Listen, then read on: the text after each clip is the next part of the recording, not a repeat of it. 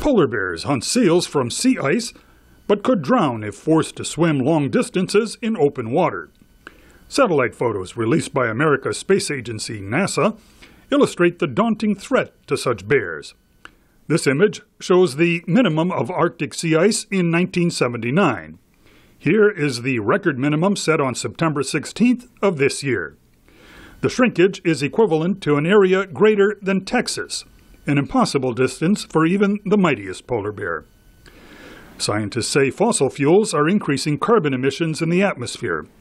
This not only warms the oceans, but threatens biodiversity in cold and warm waters alike. Ben Orlov is a Columbia University climate research scientist.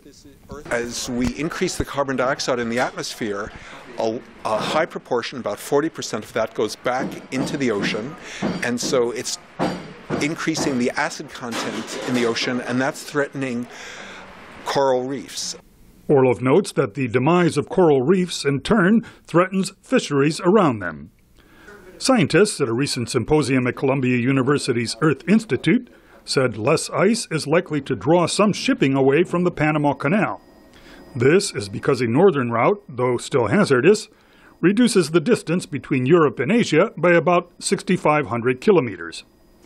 Ann Siders of Columbia's Center for Climate Change Law says countries bordering the Arctic are not the only ones with interests there. There certainly will be interest in the Arctic from nations that don't touch physically on the Arctic. That's very clear. For natural resources, for fishing, for a variety of reasons. Energy supplies are among those reasons.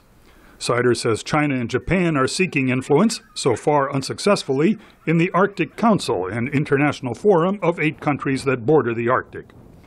Scientists say more open water in the Arctic means more evaporation and extreme weather elsewhere.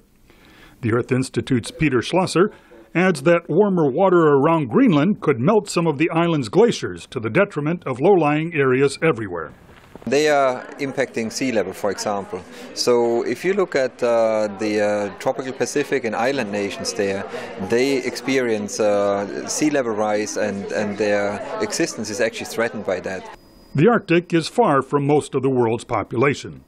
Scientists, however, caution that distance is no guarantee people will be spared the effects of warming in the planet's northernmost regions.